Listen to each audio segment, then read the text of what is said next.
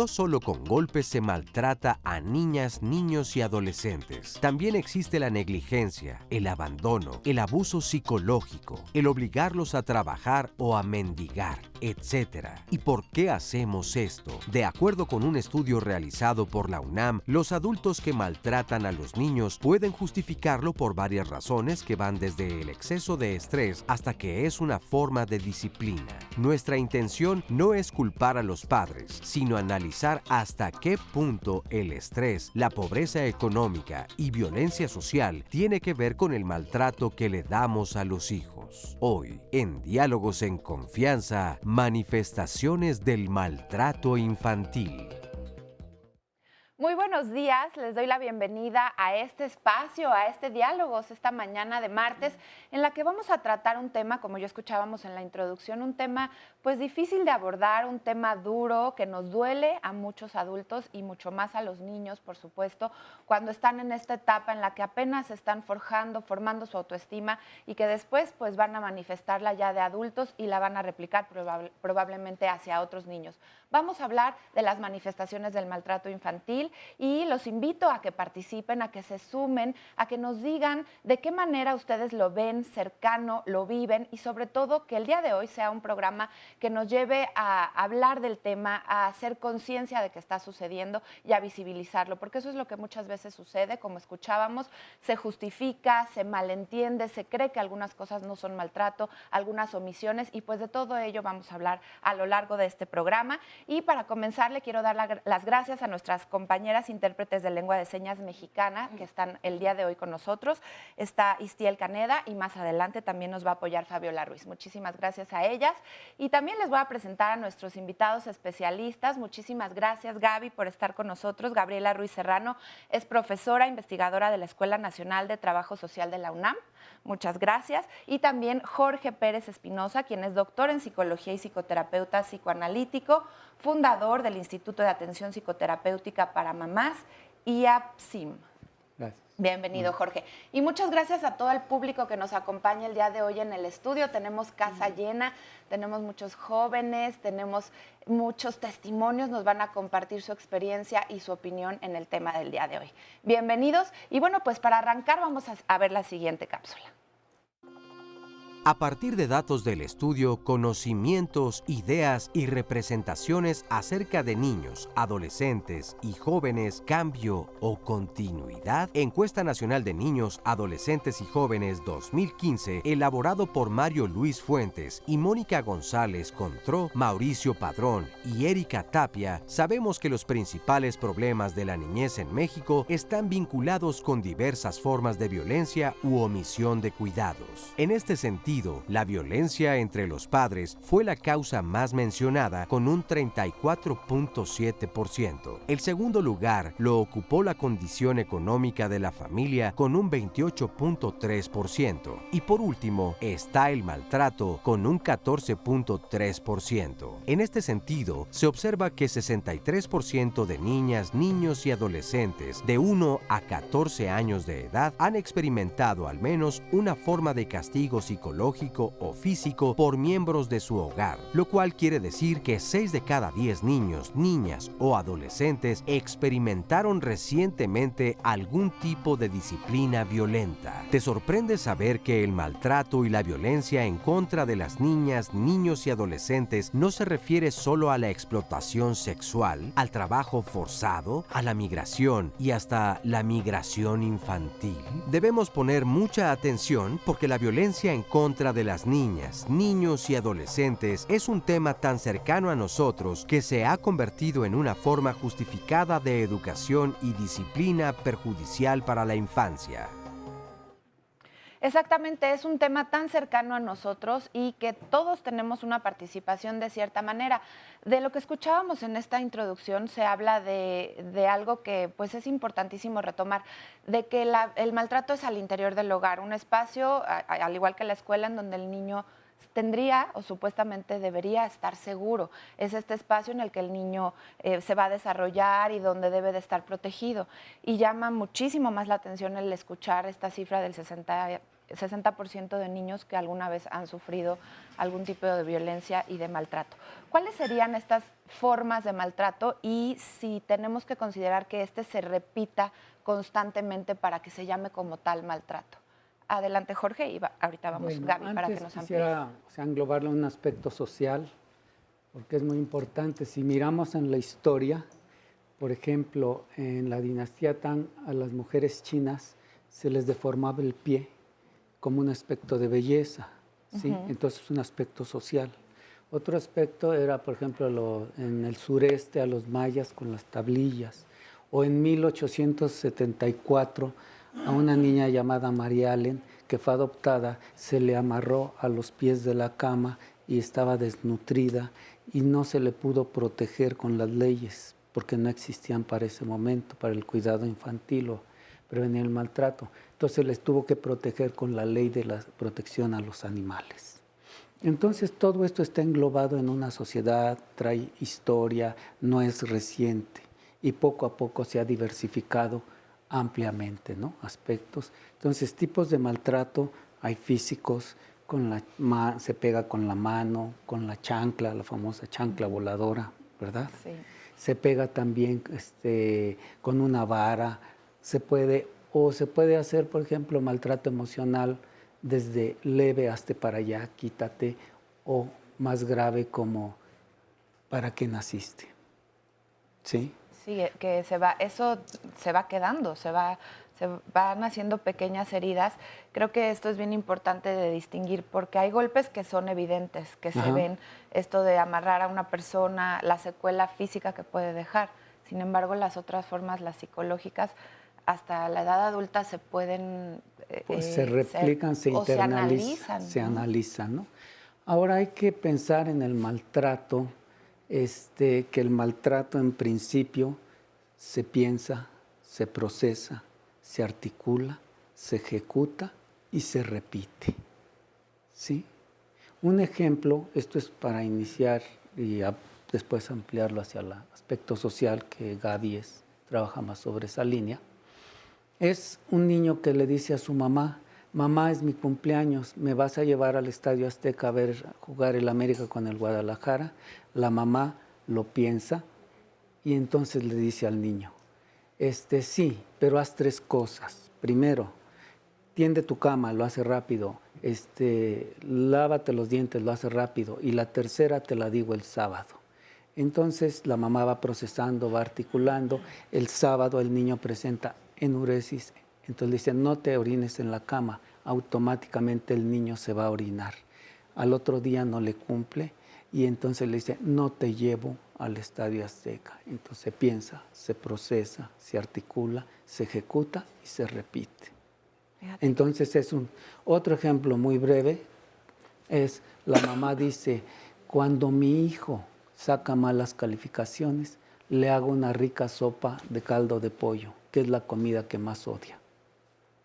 Entonces se va procesando, claro. No es. Entonces puede haber múltiples formas y expresiones de cómo maltratar a un hijo. A un niño y de cómo violentarlo y también cómo dejarlo indefenso, porque ante estos ejemplos que nos das, el niño no procesa directamente la información. Estoy siendo maltratado, no es que él se dé cuenta, ¿no? Y también otra cosa que quería retomar de lo que dices, de todo esto me suena que también se va normalizando. Se va haciendo como normal de ambas partes. Para el niño, pues es normal ya que me traten así, y para los padres o para los adultos también lo vamos normalizando. Y en el estudio que tú haces, Gaby, que nos vas a ir platicando a lo largo del programa, hablas de un 40% de personas encuestadas que piensan que es normal pegarle a un niño, darle una nalgada, hablando de violencia física. Ahora imagínate qué porcentaje es el que no visualiza algunas otras formas de maltrato. Sí, bueno, me parece que esto que plantea Jorge, que el maltrato infantil está colocado en elementos socioculturales es fundamental. No estamos hablando solamente de un delito, estamos hablando de cosas que están ancladas a la cultura mexicana. ¿Cuántas veces hemos escuchado cosas como, me lo trago, para eso es mi hijo, yo le pego porque lo quiero, es mejor una nalgada a tiempo? Todo eso va normalizando la violencia que se mira en el espectro microsocial, que es el escenario familiar. Si bien hoy, desafortunadamente, vivimos en un contexto social que está resquebrajado, en un tejido fracturado, en donde la violencia la podemos encontrar a la vuelta de la esquina. Y entonces todo eso va permeando a la familia, y la familia se vuelve el síntoma. En donde, si bien ya tenemos un caldo de cultivo, que es las prácticas culturales, en donde yo aprendí que así tenía que ser, y muchos discursos como, pues mírenme a mí, ¿no? Mírenme claro, cómo a mí no me pasó nada. Yo soy feliz, yo estoy bien, yo soy una persona que no estoy traumada, todas estas justificaciones. O a mí me pegaban con el cinturón y mira qué derechito crecí. Así es, y como yo ahora no lo hago, entonces tú tienes que estar agradecido porque ya no te doy 3 cinturonazos, ya nomás te doy 1. Entonces, ¿de qué manera nosotros podemos, como contexto de íntimo de la vida cotidiana, generar prácticas bien tratantes? Porque también hay estudios, si bien hay estos estudios en donde podemos encontrar antecedentes, en donde se ha visibilizado el maltrato, podemos reconocer el maltrato hacia los niños, también es una realidad que la humanidad no hubiéramos crecido sin el cuidado, sin el acompañamiento. No hubiéramos evolucionado como seres humanos si no hubiéramos tenido el cuidado. Entonces, creo que ahora habría que pensar mucho en qué hacemos frente a estas condiciones de desigualdad, de pobreza, de marginalidad, en donde estoy estresado y entonces el padre descarga este estrés, descarga esta frustración que muchas veces tiene sobre ese niño o esa niña que no tiene manera de defenderse o de poner un alto de una manera explícita. Y que además estas formas de descargarlas no necesariamente es que yo llego cansado y enojado y te golpeo, es a veces simplemente te ignoro, no quiero estar contigo, me parece cansado jugar contigo, y todo esto lo va sintiendo el niño. Claro. Y miren, esto también lo digo porque tenemos aquí un comentario en Facebook Live. No me digan que van a pasar testimonios de maltrato sufrido, nos dice Víctor Macías. Porfa, no lo hagan, enfóquense al planteamiento y las causas y las soluciones. Y efectivamente, no nada más queremos mostrar el maltrato sufrido, queremos ir más allá, queremos que entendamos que hay muchas otras formas de maltrato al interior del hogar, al interior de la familia. Y una, por ejemplo, de la cual me gustaría que habláramos, es de el ambiente que van viendo los niños en nuestra casa. Otra forma de maltrato es que nos vean pelear, que vean pelear a sus papás, que haya violencia a la cual ellos no estén tal vez directamente recibiendo los golpes, sin embargo, empiezan a sentir un ambiente tenso y un ambiente de miedo. ¿Esto cómo lo viven los niños? ¿De qué manera les afecta? Y si les parece, lo retomamos junto con las opiniones de la gente a la que le preguntamos de qué manera se maltrata a los hijos. Vamos a ver qué nos dijeron. Golpeándolos, no educándolos, no dándoles atención. Puede ser física, a través de golpes, puede ser psicológica también. Pues hay diferentes formas en las que puede uno maltratar a los muchachos. ¿Con violencia física o verbal? Hay gente que no los manda a la escuela, los deja a su libre albedrío. Verbalmente, según nosotros, castigándolos de no darles algunas cosas que necesiten, violentándolos y agrediéndolos. Hay varios maltratos, sería el físico y el psicológico. Primero, cuando no se les trata con cercanía, con afecto.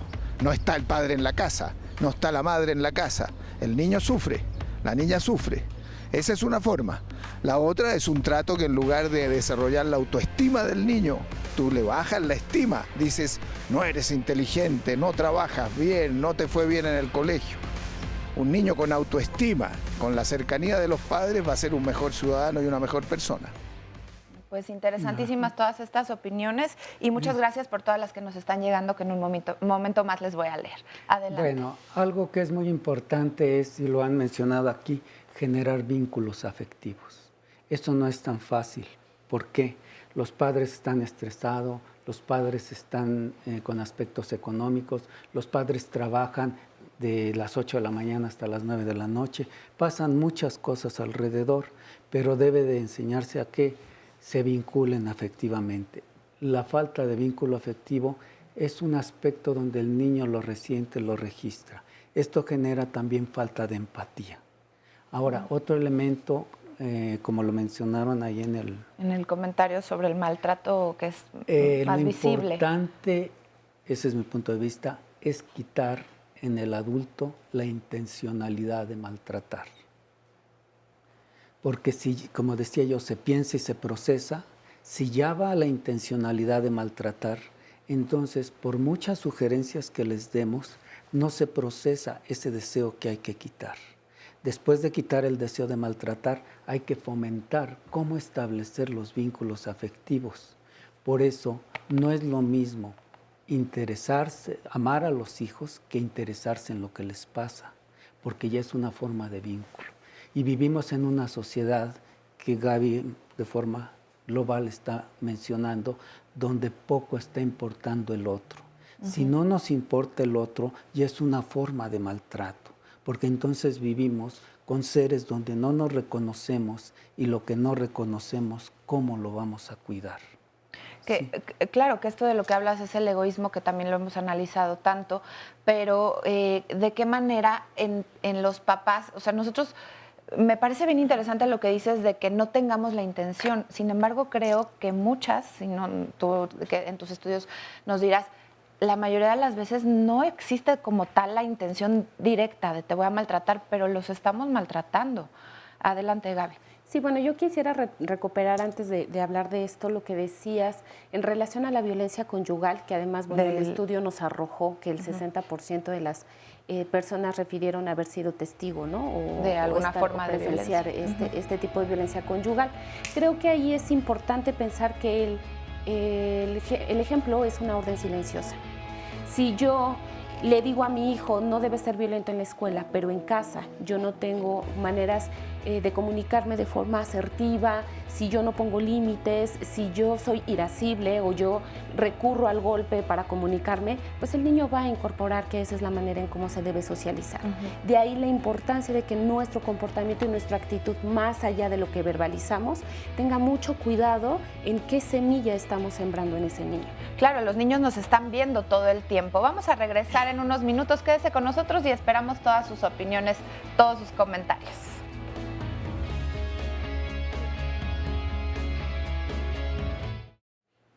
Seguimos, ya estamos de regreso. El día de hoy estamos hablando de las manifestaciones del maltrato infantil y en esta primera parte, en este primer bloque, hablábamos de cómo se va normalizando la violencia y de todo lo que los niños ven al interior del hogar, un espacio que tiene que ser o tendría idealmente que ser el espacio más seguro para ellos, en donde se vaya forjando su autoestima, su personalidad, en donde ellos se sientan completamente protegidos, y no siempre sucede así, y se hablaba de cuántas veces este maltrato es de forma intencional, pero otras muchas no lo es, y cómo el ejemplo va impactando en la manera en cómo el niño se comporta afuera de su casa. Gaby, retomamos esto. Sí, fíjate que la Universidad de Harvard hizo un experimento muy interesante. Colocaron a un adulto con un bebé de 9 meses frente a otro adulto, y el adulto que no traía al bebé toca una cajita, y de la cajita sale el sonido de un grillo. Entonces el bebé se alerta frente a eso, sonríe, y si nosotros le entregamos al bebé la cajita de inmediato, el niño va a querer tocar para escuchar al grillo. Pero lo que hacen es que meten a un tercer adulto y el adulto reprende a aquel que tocó la cajita y le dice, eso que estás haciendo es muy malo. Cuando le entregas la cajita al niño, el niño ya no quiere tocar la cajita. Y entonces mira al adulto de una manera como suspicaz de qué me vas a decir. Y lo que tratan de evidenciar en este experimento es que los humanos aprendemos a partir de la interacción de los otros. No es necesario que al niño le digas esto es correcto, esto está bien o esto está mal. El niño va a aprender y va a incorporar comportamientos a partir de cómo ve que se relacionan los otros. Sí es verdad, y a mí me gustaría un poco ahí dejar muy claro que, bueno, no es que estemos pensando en que las familias nunca estén estresadas, en que los papás nunca estén cansados, en que los papás no tengan malos días. La problemática es cuando esto se vuelve una constante, cuando esto se vuelve todos los días, es recurrente. Pensar en maltrato infantil es pensar en que son actos que se hacen de manera consistente y recurrente. No pasa nada si un día yo me estresé y no miré a mi hijo. No pasa nada si yo un día derramó el agua y impulsivamente le levanté la voz. ¿Qué pasa cuando eso es todos los días, en todos los momentos? El cerebro del niño va a estar estresado porque va a estar alerta. Y eso sí deja una huella. No nada más es un asunto meramente social, tiene que ver con elementos psicológicos, cognitivos y que se instalan de una manera muy consistente, sobre todo en la primera infancia. Yo creo que ahí Jorge nos podría profundizar. Esto que dice Gaby nos lleva a una investigación donde ¿para qué son mamás? Somos papás. ¿Cuál es el objetivo? Y en ese sentido, la sociedad marca algunos elementos. Puede decir la abuela, ya dame un hijo porque tengo cáncer y voy a morir. Puede decir, ya tienes 35 años, ya es importante que tengas a alguien por quien vivir. Puede decir, ya tienes un trabajo, entonces ya puedes tener un hijo. O puede decir, no te quedes sola, consigue a alguien que esté a tu lado. ¿Cuáles serían las razones, por ejemplo, en el caso del embarazo adolescente que hemos visto aquí en el programa, cuando las jóvenes no tienen a lo mejor otro sentido de la vida y muchas mujeres en qué estarían basando este deseo de ser mamás? Básicamente, no todas las mujeres desean ser mamás. Sin embargo, sí hay una presión social y hay una creencia de que eso es lo que te hace más mujer. Es más, si dicen, si no tienes hijos, no eres mujer completa. Si no tienes hijos, no vales en la vida. Si no tienes hijos, entonces ¿para qué venís? Entonces, lo social viene a ser, ¿no? Entonces, partiendo de esta idea que no todas las mujeres desearon o desearían ser mamás, pues claro, hay un peso importante para tal vez desahogar ahí alguna forma de maltrato. Entonces, todo esto viene a ser, además, bueno, yo he visto a 600 mamás. El promedio de esas 600 es, no se maltrata a todos los hijos, sino se elige a uno en específico. No es hombre o mujer, sino aquel niño que es como un espejo de los aspectos impotentes o lo que no pudo resolver la madre. El que le representa, y entonces quiere en el niño, si la mamá sacaba 5 y 6 en la infancia, también quiere que el niño que saca 5 y 6 saque 9 y 8. O sea, todo esto es muy importante para la mamá tener esos elementos. ¿Y qué pasaría con el papá? Porque no quiero que se nos vaya también es la otra parte. También hay maltrato por parte del papá. Exacto. En la muestra, voy a hablar de esta muestra de 600, para después, pues Gaby va a hablar lo social. ¿Qué encontramos? El padre es 100% emocionalmente dependiente de la figura que realiza o ejecuta maltrato sobre los hijos. No puede detenerla. No dije, y él a veces también es maltratador, de una o de otra manera. Pero a veces él dice, mejor pórtate bien, porque si no tu mamá también la agarra conmigo. Entonces no son padres que rescaten. La figura paterna está, no puedo decir ausente en un sentido que no es físicamente, pero no tiene la habilidad o la fuerza para decir, no le pegues a mi hijo, así lo voy a educar, o se hacen a un lado. La influencia como tal. Se hacen a un lado. Esto de lo que estamos hablando son de estadísticas sobre un estudio, ¿no? Tampoco podemos generalizar, porque nos van a empezar a llamar de diferentes opiniones. Y luego el niño, ya uniendo esto, cuando ve todos estos problemas, este maltrato, cómo lo procesa, cómo lo internaliza. Y hay niños que tienen eso que se llama resiliencia, con la capacidad para salir adelante, y otros que es muy difícil y entonces son sujetos de bullying o ellos hacen el bullying, o son sujetos que pueden tener pueden tener baja confianza en sí mismos. Incluso pueden manifestar síntomas de depresión. Y muchas cosas, ¿no? Entonces estos niños son muy importantes. Esto es en la casa, esto es aquí. ¿Qué pasa afuera socialmente? Precisamente vamos a ver la siguiente información, porque pues hay muchos factores, como puede ser la pobreza, el rezago educativo, la falta de acceso a los servicios de salud, a la vivienda, a la seguridad. Todo esto va influyendo en la manera como nos comportamos al interior de nuestra casa. Y precisamente de esto se trata la siguiente información. En varias ocasiones hemos visto que el hogar es el lugar donde más se maltrata a niñas y niños, sea por disciplinarnos de forma severa, porque están en medio de peleas de los padres o porque simple y sencillamente están en el lugar equivocado a la hora equivocada. Muchas veces las niñas y los niños reciben toda la descarga emocional de los adultos sin rechistar ni decir palabra. Y te preguntarás, ¿por qué hay personas que tienen hijos si los van a maltratar o los van a descuidar? ¿Por qué una mujer podría maltratar a sus propios niños? Para empezar, tenemos que recordar lo siguiente: las mujeres no tienen la obligación de ser madres. Sin embargo, muchas veces la misma familia, la religión y la sociedad les inculca desde pequeñas la idea de que su destino y su deseo debe ser el tener hijos, es decir, es un mandato cultural. En este sentido, y a partir de una investigación de muchos años, Jorge Pérez Espinosa y Norma Elena Vega González documentan en su libro Madres e Hijos, cuando los vínculos afectivos derivan en maltrato, las siguientes razones para tener hijos. Hay mujeres que se embarazan para detener a la pareja, otras para garantizar la fidelidad, algunas más por creer que si la matriz no da hijos, entonces da problemas. Hay quienes tienen hijos por asumir que la mujer está completa solo cuando tiene hijos. Otras más por buscar tener una hija después de haber tenido un varón o viceversa. También lo hacen para llenar huecos emocionales, para rivalizar con los hijos del primer matrimonio del esposo, para que ese hijo o hija les dé un sentido a la vida. Y hay quienes tienen hijos por negligencia y hasta porque, a pesar de los intentos de aborto, el embarazo continuó. En fin, que antes de juzgar a la madre en el ejercicio de su maternidad, tenemos que tratar de ver todo el contexto en el que se desarrolla la situación de crianza y más aún, quizá debamos replantear nuestras ideas sobre la maternidad como una obligación.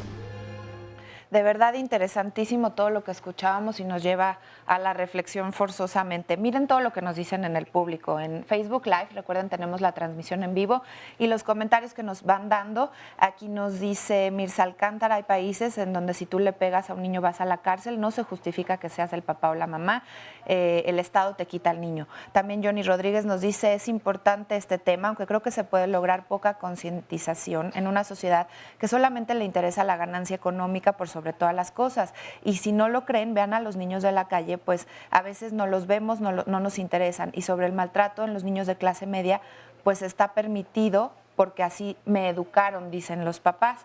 Hay un comentario también por acá, me parece interesante, de Miguel Domínguez. Dice: es un problema, cierto, pero no generalizado. Hay casos muy marcados. Tiene mucho que ver con las formas como se resuelven los problemas o conflictos en el contexto en que se vive en México. Hoy todo se resuelve con el uso de la fuerza o la violencia. También sobre lo que hablabas del egoísmo. Estamos tan metidos en lo nuestro. Empezando por las instituciones gubernamentales, también nos dice Miguel Domínguez. Es reflejo de lo que se vive a diario. No hay políticas públicas que atiendan este flagelo y lo que no hagamos las familias para cambiar, nadie más lo hará. ¿Qué opinas de esto, Gaby?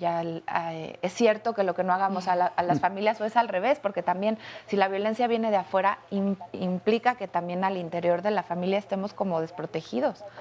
Hace algunos años se utilizaba el concepto violencia intrafamiliar, ¿no? Y los que tenemos algún tiempo ya trabajando el espectro, hemos visto la evolución conceptual, que no nada más tiene que ver con un asunto de concepto, sino tiene que ver con una forma en cómo lo estamos visualizando. Por muchos años se creyó que el maltrato infantil o la violencia doméstica eran un asunto privativo de la familia. Hoy la ley general es una cobertura, una legislación, ¿no?, que nos lleva a la protección de las niñas y los niños. Y creo que el problema es muy complejo. Me gusta mucho esta última parte cuando dicen, bueno, tenemos que empezar a romper con estas creencias, con estos dogmas. Esto que Jorge apuntaba, que está colocado en una perspectiva de género, en una creencia de las mujeres. ¿Por qué hablar de la crianza e inmediatamente pensar en la madre? Claro. Porque como sociedad seguimos creyendo que la crianza es un asunto privativo de la madre, que es ella la que debe cuidar, que es ella la que tiene toda la responsabilidad, y eso se vuelve muy peligroso. ¿Cuántas madres hemos escuchado que dicen, no, yo no lo dejo con su padre porque él no sabe? Tú no lo cambies porque tú no sabes hacerlo. ¿En qué momento vamos a permitir la entrada de los varones? ¿En qué manera los vamos a humanizar y los vamos a sensibilizar para este cuidado y crianza? Si bien es cierto que biológicamente hay una predisposición, porque cuando las mujeres damos a luz hay toda una transformación biológica que nos prepara para la crianza, tendríamos que ir replanteándonos hasta qué punto creemos realmente que la madre es la única responsable.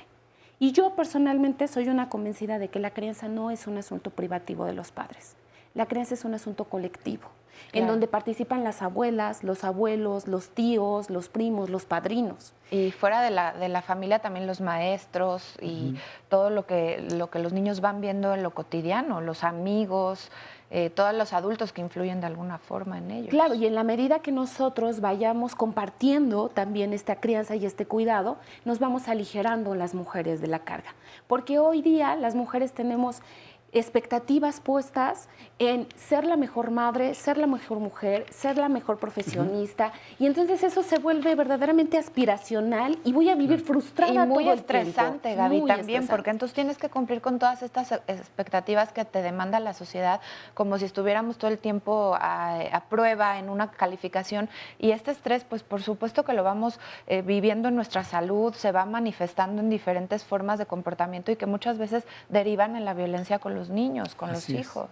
Y esto que están mencionando, creo que entonces hay que incluir al otro. Entonces hay que tener mayor tolerancia, hay que generar vínculos, hay que generar empatía y que el otro sea incluyente. Ahora, pero a veces la forma como queremos incluirlo, o no quiere él o no quiere ella, o no sabemos cómo. Sí, tampoco es como que haya un instructivo. A veces dices, bueno, te lo pido. Hemos hablado también aquí en otros programas, es que me ayuda, es que me ayuda con los niños, me ayuda con la casa, cuando así se ve socialmente, todavía lo vemos así, cuando tendría que ser una responsabilidad compartida. Entonces, es una tarea difícil porque no es de la noche a la mañana, es conforme se van presentando las circunstancias y conforme se van dando estos usos y costumbres y todo lo que va presentando la familia. Y hay que cambiar esos preceptos, hay que cambiar esos elementos, porque si no, ¿cómo quitamos eso de que el hombre no colabora, no participa? ¿O por qué necesariamente tiene que ser lo de uno o lo de otro? Si en realidad hay problemas a resolver, situaciones a resolver, como pareja y con los hijos, ¿no? ¿Y cómo ir rompiendo con esto? Porque, por ejemplo, tradicionalmente se podría pensar, pongo el ejemplo en una familia en donde el papá, la figura que va a mostrar es esta figura de disciplina. En muchas casas, y nos lo pueden aquí confirmar las personas si nos llaman, se dice, pídele permiso a tu papá es el que da los permisos. Es como si él hiciera presencia únicamente para mostrar autoridad, pero cuando el niño quiere hablar de sus problemas o tiene algo que le lastimó, que le duele, que le preocupa, un miedo, habla con tu mamá. ¿Cómo ir rompiendo con estas ideas? ¿Es en la práctica cotidiana? ¿Cómo le podemos hacer, Gaby? No, y además, ahorita nosotros estamos hablando de una familia nuclear con roles tradicionales. Claro, también. ¿No? Estamos hablando de madre, padre. Sí me gustaría que no lo centralizáramos solo ahí. Creo que hoy la configuración de nuevas parejas, de muchas nuevas formas familias, de familia. de formas de familia son completamente válidas, y creo que espacios como este nos pueden llevar a reflexionar también sobre eso. Y si quieres, ahorita les seguimos. Sí, porque tenemos un sondeo que vamos a ver, vamos a escuchar a los niños cuando les preguntamos si sus papás les pegan. Y no es cierto. Vamos primero a ver las peleas entre los padres, violentan a los hijos. Vamos a ver qué nos dijo el público y después vemos la otra opinión. Claro que sí, porque a ellos al ver la agresión van a tratar de imitar después, cuando tengan a sus parejas o el matrimonio que hagan, lo que vieron en su casa. Se vive lo que ellos ven. Claro, por supuesto. Pues porque es un ejemplo malo para los hijos. Si los padres se pelean, pues los hijos van a agarrar ese mismo ejemplo. Por supuesto también, porque los padres enseñamos con el ejemplo.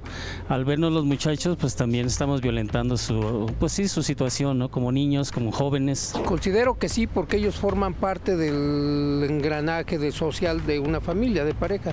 Cuando escuchan la violencia entre papás, ellos también se ven afectados. La violencia intrafamiliar es un factor muy grave en América Latina. Yo estoy hablando como chileno en esta plaza, por casualidad, pero tenemos los mismos problemas que México. Completamente, que es una forma de violencia, no solo a los hijos, sino a la familia. La violencia intrafamiliar es un pésimo ejemplo para los niños, porque un niño que ve que eso ocurre en su hogar cree que es natural, hay que combatirlo.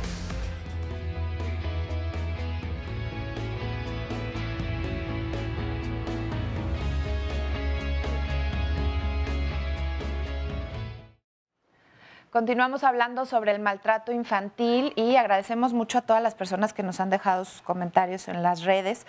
Como Verónica Montes nos dice, la violencia se da de muchas maneras: golpes, alimentación, escuela, abandono, en mandarlos a trabajar, denigrarlos, humillarlos, no darles tiempo o tiempo de calidad, no jugar con ellos o ayudarlos a hacer sus tareas y sobre todo no interesarnos en sus cosas. Y bueno, precisamente como estos comentarios, acá en el público nos quieren también expresar su opinión y vamos a escuchar primero aquí a Ana María, que nos querías, y también querías hacer una pregunta. Adelante, Ana María, ¿cómo ves el tema? Muy interesante e importante también hoy en día. Los niños por naturaleza se resisten a las normas, al orden. Entonces ahí entran las estrategias para disciplinar. Pero hay una delgada línea entre la disciplina y la educación. Entonces en ese proceso se da un daño psicológico. O sea, hay una confusión en esa línea de cuándo es un daño psicológico, ya sea por las agresiones físicas o psicológicas. Pero a veces, por ejemplo, a mí alguna vez me dijeron, es que lo viste feo y ya le provocaste daño psicológico. Como que también se normaliza eso y se hace como muy simple decir, ya lo dañaste psicológicamente solo porque lo viste mal. Entonces ahí es donde es esa línea, donde es la disciplina y el daño psicológico en el niño. ¿Te refieres a la línea entre poner límites y disciplinar a un niño y maltratar? O sea, ¿en qué momento el ponerle un límite a un niño se habla también a veces de castigos? ¿Qué tanto esto puede llegar a ser o a considerarse maltrato? ¿Es correcto? O sea, ¿en qué momento, no? A ver, se cruza esa línea, ¿no? Vamos a escuchar qué nos dicen los especialistas. Bueno, yo sí quisiera primero puntualizar, los niños no desafían por naturaleza, no nos confrontan por un asunto de maldad. Los niños están conociendo el mundo. Nosotros tenemos que hacerles sentir que son bienvenidos en el mundo. Y la manera, me parece que una forma muy eficiente de hacerlo es a través de los límites, porque los límites se convierten en una forma de expresarle el amor al niño. Si yo le enseño al niño que si él se pone en el quicio de la ventana y puede caerse y entonces tiene que hacerse hacia un lado, él va a entender que yo lo que estoy haciendo es que lo estoy protegiendo. Entonces, ¿desde dónde estoy mirando yo como adulto el límite? Si yo como adulto creo que el límite es castigo, pues evidentemente le voy a transmitir eso al niño. Pero si yo como adulto, de una manera clara, consistente y amorosa, le pongo el límite, el niño lo va a entender perfectamente. Entonces, no pensemos que los niños no entienden, no pensemos que los niños son berrinchudos, empecemos a desafiar esas cosas que a lo mejor nos dijeron a nosotros cuando éramos niños y que se nos quedaron como tatuadas en la piel. Empecemos a cuestionar eso y pensemos que los niños son lo suficientemente inteligentes para comprender cuando yo soy consistente y claro en la norma. Mira, Jorge, es que también nos están diciendo aquí, yo estoy totalmente de acuerdo con el tema y me anticipo a diario a ver cualquier tipo de maltrato con mi hijo de 4 años de edad, yo lo veo feliz, pero ¿qué tal con la educación de nuestros padres con golpes y castigos? Que ellos aseguran que antes sí había responsabilidad, respeto, educación y madurez. Esto es algo que escuchamos frecuentemente. Es que en mis tiempos ya parece que me hubieras contestado así, o ya como que hubiera esta idea de que antes había más disciplina. Y preguntan también que ahora cómo es con las nuevas formas de educar, que si se carecen ya de estos otros valores. Entonces, hay mucho que hablan de es que la educación de antes era más efectiva, cuando sabemos que pues no necesariamente los golpes ni los gritos eran la solución. Sí, nunca los golpes ni los gritos han sido la solución. Lo que es la solución es el vínculo y que cuando a un niño se le corrige, uniéndolo con lo de los límites, Al niño el límite es para enseñarle, el límite es para prevenirle y decirle, esto que haces va a ser esta la consecuencia. El límite es para decirle, mira, estos son los valores, cuida a tu hermano. En fin, una serie de cosas donde el niño entiende que uno le está poniendo límites para que crezca, para que se desarrolle, para que madure, ¿sí? Sin embargo, no siempre los papás saben explicarlo, dirigirlo y concientizar al niño para que el niño vaya estructurando, vaya creciendo y vaya aprendiendo. A veces el niño se queda confundido en ¿por qué me regañó? ¿Para qué me regañó? ¿Qué me quiso decir con esto? Y entonces ya la mirada, el grito, no entiende el niño cuál era el verdadero mensaje, porque a veces los padres dicen toda una letanía y no sabemos qué hacer hacerle caso a todo eso. Incluso a veces el niño dice, no hiciste tu tarea, vas a ver cuando crezcas, vas a hacer así, así, así, toda una letanía, y el niño, ¿dónde quedó el verdadero mensaje? Yo creo que el límite está en la claridad, la coherencia, y sobre todo ser congruente entre lo que uno hace como padre y lo que uno le quiere transmitir. Porque si uno le dice, no fumes, y uno con el cigarro, ¿cuál es la gran confusión? ¿Cuál es el límite? Sí, y mira, aquí nos dicen en esto sobre el tema de las responsabilidades, nos dice Rita en Facebook Live, los padres y madres se resisten a cambiar las formas de poner límites en sus hijos por no tener el conocimiento de cómo hacerlo. Hace falta más acompañamiento a los progenitores, lo que decías, sí, más información. Y también nos dice Verónica Montes, dejar a los hijos al cuidado de sus hermanos y hacerlos responsables de los mismos. También hay que recordar que a los niños se les debe dar responsabilidades, pero acorde a su edad, como recoger sus juguetes, lavar su plato, tender su cama, ir a la escuela, hacer su tarea. No olviden que los niños de esta manera crecerán sabiendo que en la vida hay una responsabilidad. Importante tema el de las responsabilidades. Y otro tema que también nos quiere plantear Guille es el de la protección y sobreprotección. Guille, cuéntanos. Sí, yo les quería preguntar en que si la sobreprotección de los niños por parte de los padres también puede considerarse como maltrato. ¿Por qué? Porque yo lo vivo en mi entorno familiar, veo que los papás, sobre todo los nuevos papás, le dan todo a sus hijos, literal. Si los niños quieren jugar y todavía no terminan de comer, les dicen, come, ¿no? El niño no quiere, empieza a llorar y termina obteniendo lo que quería desde un principio. O sea, no les ponen límites. Aquí es el no poner límites, también puede considerarse como maltrato, porque cuando salen a convivir con otras personas, con otros niños, me he dado cuenta que no pueden hacerlo. No pueden hacerlo porque están acostumbrados a una vida que no va a ser así de fácil conviviendo con otras personas. Aquí es importante lo que planteas porque habla como de varios aspectos. Uno, por parte de la sobreprotección, cómo entenderla en un lugar, en una ciudad, en un ambiente en el que vivimos mucha violencia y claro que nos da miedo y no queremos que los niños queden desprotegidos ante esto. Y otro aspecto es el de la tolerancia a la frustración que no les estamos enseñando a los niños y que claro, a la hora de que salen de casa y se tienen que comportar de cierta manera, por supuesto que no van a poder, no tienen las herramientas. ¿Qué nos dirían de esto, Gaby? Adelante. Sí, creo que efectivamente la sobreprotección es una forma de maltrato.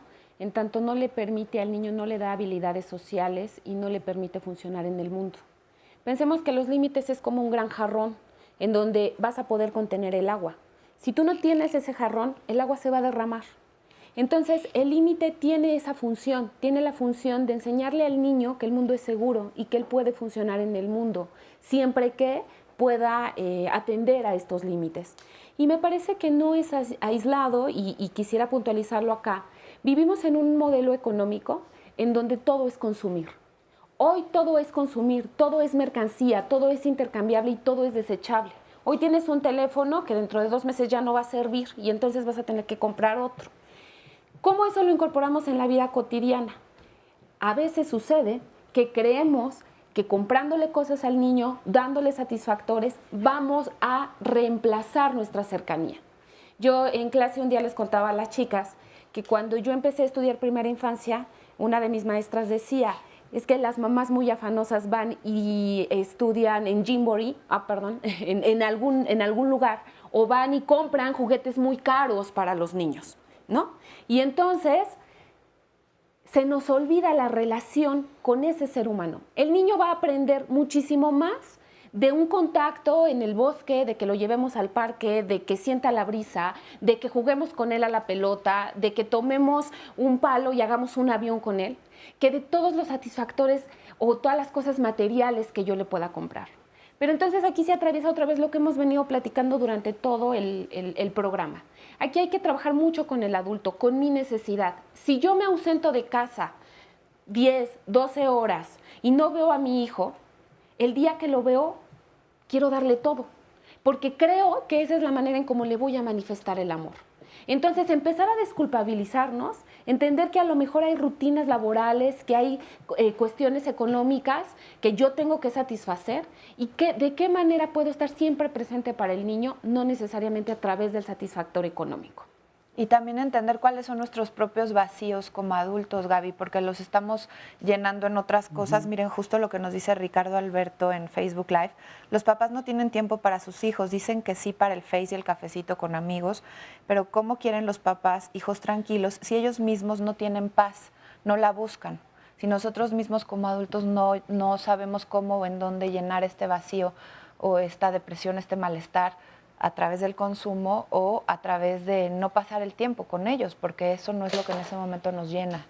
¿Qué dirían en este tema tan importante del ocuparnos también nosotros de nuestro ser adultos? Claro, es importante también resolver nuestras propias situaciones afectivas, porque si nuestras situaciones afectivas no están resueltas, entonces se genera una serie de inestabilidad emocional.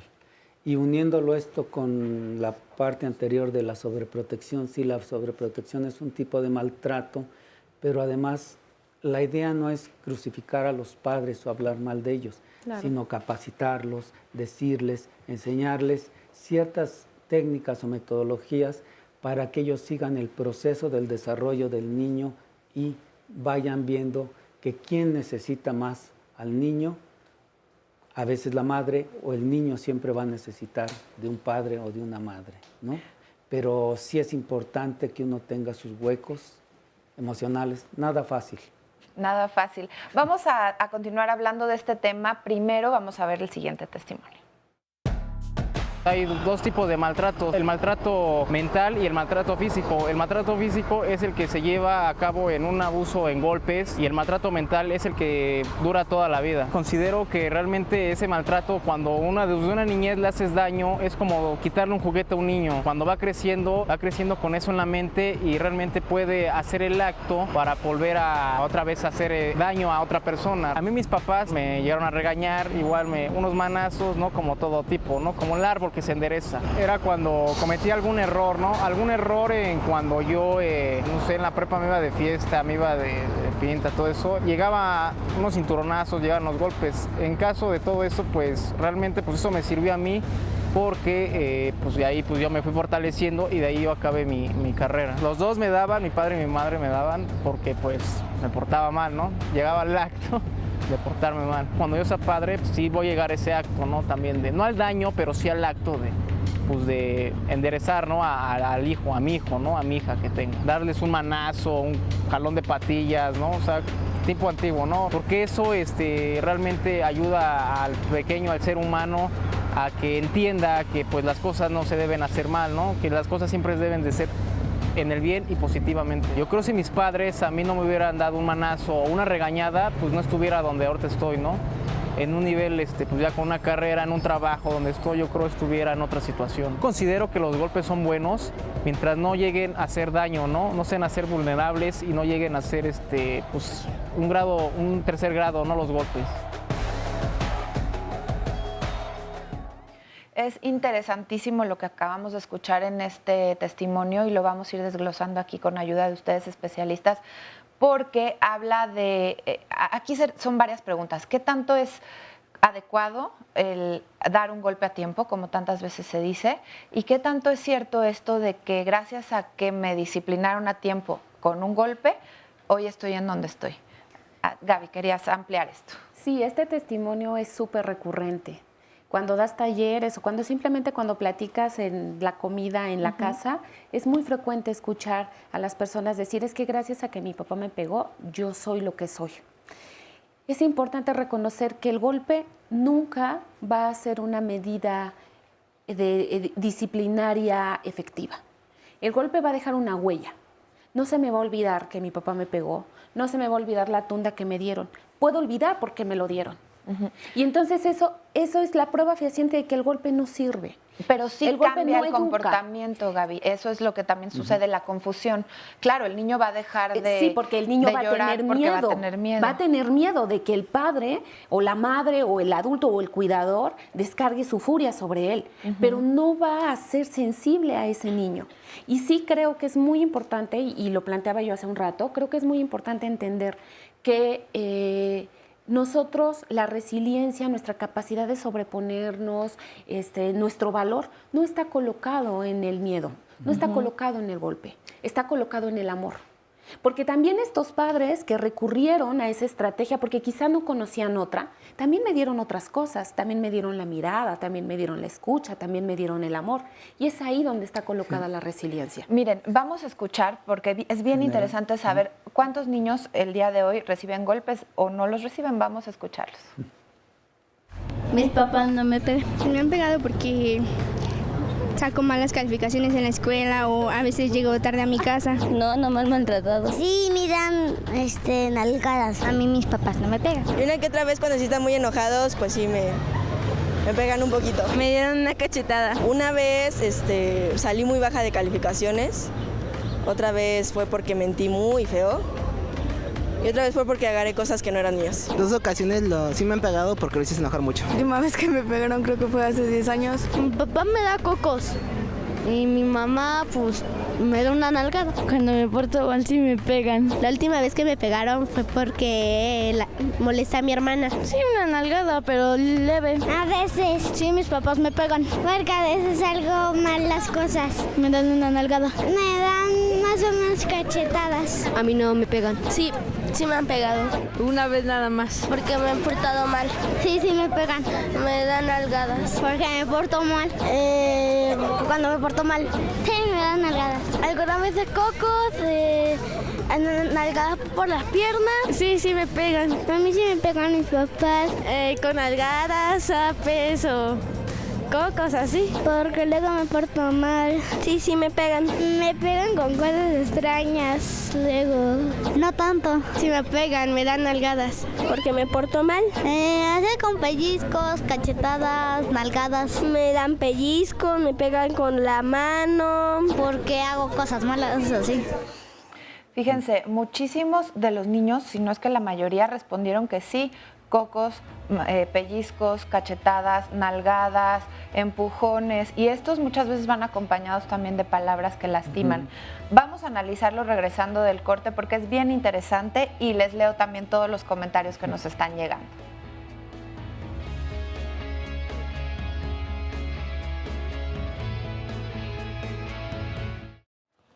Continuamos en Diálogos en Confianza, estamos en vivo y esperando todos sus comentarios en el tema del día de hoy. Estamos hablando de las manifestaciones del maltrato en los niños, este maltrato físico, psicológico y de todas las manifestaciones que se dan para el maltrato. Y bueno, voy a adelantarle un poquito de lo que vamos a hablar mañana. El título del programa es Mis excesos llenan mis vacíos. Y justamente hace ratito en el programa hablábamos de lo importante que es que un hombre, una mujer, adultos, estén completos, se sientan bien con su vida. ¿Por qué? Porque si no, todos estos vacíos se van manifestando en diferentes formas y una de ellas es el maltrato hacia los demás y hacia los pequeños. Es importante entender que estos vacíos que se pueden manifestar en conductas autodestructivas, puede ser comer en exceso, el uso de drogas, de alcohol, el exceso de ejercicio. Fíjense que el otro día estaba justamente leyendo un artículo importantísimo en cómo muchas mamás y papás, por cumplir todas estas expectativas a cierta edad, están todo el tiempo en un gimnasio o tratando de dar lo mejor para que su cuerpo tenga un like. Todo esto es un vacío que tenemos en nuestro interior y que de alguna forma lo estamos llenando, y por eso tan importante analizarlo mañana. Ayúdenos con su opinión, con su experiencia, sus comentarios, no se lo pierda, y vamos a ver un resumen de lo que ya se dijo el día de hoy, y también vamos a escuchar más opiniones en un sondeo en donde les preguntamos a las personas quiénes creen que generan mayor violencia. todo esto está englobado en una sociedad, trae historia, no es reciente y poco a poco se ha diversificado ampliamente. Que el maltrato en principio se piensa, se procesa, se articula, se ejecuta y se repite. Puede haber múltiples formas y expresiones de cómo maltratar a un hijo. Que el maltrato infantil está colocado en elementos socioculturales es fundamental. No estamos hablando solamente de un delito, estamos hablando de cosas que están ancladas a la cultura mexicana. Me lo trago, para eso es mi hijo, yo le pego porque lo quiero, es mejor una nalgada a tiempo. Todo eso va normalizando la violencia, todo eso va permeando a la familia y la familia se vuelve el síntoma. Por muchos años se creyó que el maltrato infantil o la violencia doméstica eran un asunto privativo de la familia. Hoy la ley general es una cobertura, una legislación, ¿no?, que nos lleva a la protección de las niñas y los niños. Y creo que el problema es muy complejo. ¿Por qué hablar de la crianza e inmediatamente pensar en la madre? Claro. Porque como sociedad seguimos creyendo que la crianza es un asunto privativo de la madre. ¿Cuántas madres hemos escuchado que dicen, no, yo no lo dejo con su padre porque él no sabe? Tú no lo cambias porque tú no sabes hacerlo. ¿En qué momento vamos a permitir la entrada de los varones? ¿En qué manera los vamos a humanizar y los vamos a sensibilizar para este cuidado y crianza? La crianza no es un asunto privativo de los padres. La crianza es un asunto colectivo, en donde participan las abuelas, los abuelos, los tíos, los primos, los padrinos. Entonces hay que tener mayor tolerancia, hay que generar vínculos, hay que generar empatía y que el otro sea incluyente. Pero a veces la forma como queremos incluirlo, o no quiere él o no quiere ella, o no sabemos cómo. Yo creo que ambos, de diferente magnitud, pero ambos. Por ejemplo, la mamá puede ser que tenga algún problema fuera y lo desquite con los hijos. Y el papá, obviamente, el maltrato sí es un poquito más fuerte porque por la condición, por la educación. A estas alturas yo creo que ya son ambos, ¿sí? Porque antes pues era el hombre, porque era el machismo, pero desde que la mujer se quiso hacer igual, pues ahora tanto es el hombre como es la mujer, y si me haces te hago, y se han dado por eso los casos hasta de matarse, de asesinarse. Aquí depende mucho de la formación o la educación que tenga cada uno de ellos. Pues yo creo que ahí no se puede definir, a veces es el padre, a veces es la madre. Los dos, pueden generarla los dos. Por ejemplo, bueno, mire, yo soy cristiana, pero Dios dio la cabeza al hombre. Y si el hombre no sabe gobernar su casa, no va a saber gobernar su familia. Normalmente las mujeres tienen un corazón más vasto, origen a la vida. Entonces tiene un instinto natural de protección. Creo que puede ser más cargado para el hombre, pero hay que tener cuidado, pueden ocurrir por ambos lados. Bien lo dice el último testimonio, hay que tener cuidado. Y es que son muchos aspectos aquí a analizar. Nos quedábamos hace ratito hablando sobre los vacíos de los padres, de la mamá, del papá, la violencia a través de la ausencia, que también creo que es importante mencionarla y que se da mucho también en nuestro país en los hombres. Desafortunadamente, pues hay muchas mujeres criando solas a sus hijos. Y bueno, de todo esto creo que hay que profundizar. Hablabas tú, Jorge, de cómo cuando yo como adulto tengo un vacío, maltrato, y al maltratar genero un vacío también en el niño. Sí. ¿Cómo romper este círculo? Bueno, el maltrato, una de las cosas que deja es el vacío y la dificultad para disfrutar de la vida. Entre el maltrato sea más profundo, el niño se va perdiendo, va teniendo dificultades para vincularse afectivamente, va teniendo dificultades para socializar, va retrayéndose o va siendo solo una repetición de la agresión. Y puede perder sentido su vida, entonces desde ahí viene el vacío. Puede tener también como consecuencia las llamadas el cutting, los niños que se cortan. Entonces todo eso son vacíos, entonces el maltrato deja una desestructura. De ahí que las preguntas que hacían es, no solo educas al niño, no solo compartes con él, sino que en ese compartir estructura su psique para que el niño aprenda a relacionarse, aprenda a compartir, aprenda a no odiar, aprenda a tener soluciones sobre los conflictos que se le presentan y aprenda a amar a la gente o a sus alrededores. Pero si esto no sucede, entonces el niño se va perdiendo. Entonces necesitamos que los papás, no les podemos decir concienticen, sino generar programas donde se ubiquen con pequeños elementos que ellos sepan qué pueden hacer ante situaciones prácticas para no dejar vacíos, porque los vacíos pues se pueden llenar, ya que uniste el programa, sí, con alcohol, con drogas. Ya lo veremos también, claro, más a profundidad mañana.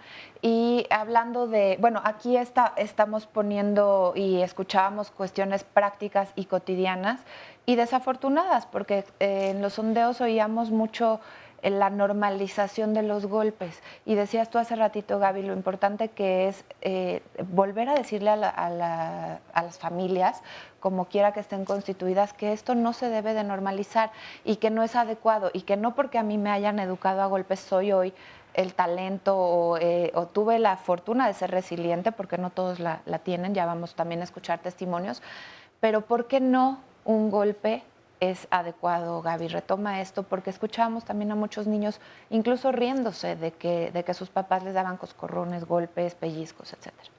Sí, yo creo que yo al escuchar los testimonios de los niños me alarmo, me preocupa escucharlos decir con esta naturalidad, pues sí me dan coscorrones y me dan pellizcos. Creo que es importante que reflexionemos y yo me cuestiono y me pregunto, bueno, todas estas voces que escucho en donde dicen, a mí así me educaron, nos tienen colocados en el tejido social en el que estamos ahora. Claro. Y no voy a quitar la responsabilidad que tiene el Estado como el ineficaz para garantizar la satisfacción de los derechos fundamentales. Lo que sí voy a hablar es cómo en este espectro, cómo en la familia, cómo en los contextos escolares, pues se está manifestando que no fue eficiente esa manera en cómo fueron criados nuestros padres, que no fue eficiente el golpe, que no era lo más nutricio para el niño, porque no le permite al niño encontrar otras maneras de comunicarse con el otro. Y decía Jorge, en la medida que nosotros reconocemos a ese otro como un igual, en esa medida yo lo puedo cuidar. Pero si yo no reconozco a ese hombre como un igual a mí, como un ser humano que vive y que padece y que si no hago este ejercicio empático, pues por supuesto que se va a obstaculizar la manera en cómo yo me puedo relacionar con él. Pensar siempre que el amor es lo que va a permitir la construcción y la fortaleza yoica y la fortaleza psíquica de los niños. No es el golpe el que lo va a nutrir. Decíamos también que el golpe sí corrige en el momento, pero pues que deja consecuencias a largo plazo. También quiero aclarar que las entrevistas que se les hizo a los niños que vimos, aun cuando eran anónimos, fueron con el permiso de sus papás. Entonces también estamos hablando de familias en donde esto es normalizado y en donde se piensa que también pues es adecuado y que son las herramientas con las que contaban los papás en ese momento. Dos cosas, como mencionaba Gaby. La primera es, no son necesarios los golpes, pero sí es necesaria la claridad. El padre o la madre o el cuidador mandarle el mensaje tan claro que el niño entiende. El niño debe aprender. Porque se me ocurre que te dicen, es que lo hago por tu bien, te voy a dar 3 golpes para que entiendas, no se te olvide, pero es por tu bien. Entonces ahí, pues en un pequeñito de 6 años que está construyendo su autoestima, sus ideas, su pensamiento, es completamente contradictorio, es confuso. Los niños son inteligentes y a veces pensamos, es que no entiende. No, sí, y ya que dices esas frases, te pego por tu bien, te pego para que obedezcas, te pego para, calladita te ves más bonita. Porque lo digo yo. Porque lo digo yo, tú quién eres aquí para opinar, en fin, una serie de cosas, ¿no? Cuando hay dificultades en establecer los vínculos afectivos, lo importante no es amar, pero sí respetar. ¿Sí? Que es una forma también de manifestar el amor. Oigan, pues miren, hablando de estas formas de violencia tan explícitas, vamos a escuchar el testimonio de una compañera, una mujer que nos acompaña aquí en el estudio, lo va a hacer de manera anónima. Adelante, bienvenida. Gracias. Yo cuando era pequeña, mis hermanos y yo sufríamos maltrato por parte de mi mamá Y hablando de esto, de que decía que, ay, es por tu bien, es para que aprendas y para que no cometas los mismos errores cuando crezcas. De todos, yo era la que, bueno, como soy la mayor, yo sufría más maltrato. Y siempre me dijeron que yo era como que con la que estaban aprendiendo y todo eso. Y pues me fui quedando con eso. Y hubo una ocasión en la que mi mamá me pegó antes de entrar a la escuela. Me estaba arreglando y todo. Y bueno, me llevó a sacar sangre. Y llegando a la escuela me pidió perdón y me dijo que no lo iba a volver a hacer. Pero lo hizo. Entonces, como que esas disculpas para mí ya no valían porque ya no, como que ya no tenían un valor para mí porque siempre hacía lo mismo. Claro, ya no había esa confianza de que de verdad no iba a suceder. Exacto, y pues conforme fui creciendo, pues sí me ayudó porque ahora yo pienso que cuando crezca, yo si tengo hijos no voy a hacer lo mismo que hizo mi mamá. Yo por eso es que me informo más y digo, bueno, esto no se hace de esta manera. Entonces es por eso que trato de nunca agredir a ninguna otra persona porque ya sé lo que se siente. ¿Qué crees que fue lo que en ti hizo que lograras ese cambio? Porque también escuchamos que otras personas, pues esto es lo que replican, porque como fueron maltratados o lastimados es lo que conoces. En ti, ¿qué hizo que hicieras ese clic, ese cambio y el día de hoy digas, yo no quiero eso ni para mis hijos ni para los que me rodean? Pues en mí fue ver cómo, o sea, presenciar cómo mi mamá agredía a mis hermanos, no solo psicológicamente, sino también físicamente. Y pues al verlo a mí me dolía demasiado y decía, o sea, yo no quiero que alguien más pase por algo que está pasando mi hermano, porque es de mi familia y yo lo quiero. ¿Y tus hermanos cómo se sienten al respecto? ¿Cómo han respondido? ¿Igual que tú? Sí, bueno, eso es lo que yo he como tratado de inculcárselo, de que ya no maltraten a otra persona porque son más pequeños que yo y hay veces en las que el mayor tiene que dar el ejemplo. Y yo trato de hablar mucho con ellos, más con los hombres, de que eso no se hace, eso no está bien. Muchísimas gracias por tu testimonio, es valiosísimo lo que nos dices. Muchas gracias. Y quisiera con ustedes retomar, porque es una carga, ella lo manifiesta como una gran responsabilidad, porque dice, yo soy la mayor, es una carga, es un estrés con el que vive, ¿de qué manera podría Hay una duda, ¿y el papá? Soltar un poquito este dolor? ¿Y el papá? Y el papá, no sé si todavía tenemos el micrófono para que nos ayudes a responder. ¿El papá estaba presente y qué hacía al respecto? En algunas ocasiones no. Pero cuando lo hacía mi mamá como que se tranquilizaba más y bueno, lo bueno de todo esto es que él no es de esas personas que maltratan, él es como que más pasivo y trata de arreglar las cosas hablando. ¿Pero los defendía cuando podía, lo hacía? Sí lo hacía, pero mi mamá, o sea, le valía y pues hasta incluso a él le gritaba y lo aventaba y le decía que no. O sea, y pues solo, o sea, trataba de calmar las cosas, pero yo creo que lo empeoraba un poco. Empeoraba, sí. Y esto nos hablabas que sucede mucho, es muy frecuente escucharlo. Mucho, es donde la mamá tiene más, bueno, en presencia, se puede decir. No tiene mayor impulsividad, mayor falla de control, poca tolerancia a la frustración, mayor impulsividad. Y creo que esta mamá no tenía la capacidad para dirigirlo y no sabía cómo ni podía decirles, no sé qué hacer con ustedes. Y entonces se lo depositaba a la mayor, que fuera el ejemplo. Y aquí escuchamos también sobre el tema de resiliencia. No todos los niños, porque aquí es, pues qué bueno que en el caso de ella lo haya manifestado así, haya hecho el cambio y se rompe esto, porque ella dice claramente y rotundamente, yo no quiero. Sin embargo, no es así en todos los casos. Y bueno, vamos a escuchar otro testimonio, adelante, para que nos cuentes también tu historia y sumemos aquí las opiniones. Bueno, yo vengo de un país que es muy machista, misógino, antifeminista en todos los sentidos. Y pues siempre ha pasado de que cuando el autoritarismo de los padres es al 100% en muchas de las familias. ¿Del papá hombre? De ambos. ¿O de ambos? En muchos casos. ¿Nos puedes decir de qué país de Colombia. Estás hablando? Colombia. Sí. En muchos casos, ese autoritarismo que propenden hacia los hijos se hace, o más bien repercute en ellos de tal manera de que no son escuchados. Muchas veces queremos decir cosas cuando somos niños y te toca prácticamente decirle a alguien de la calle o a alguien a quien le coges confianza, no sé.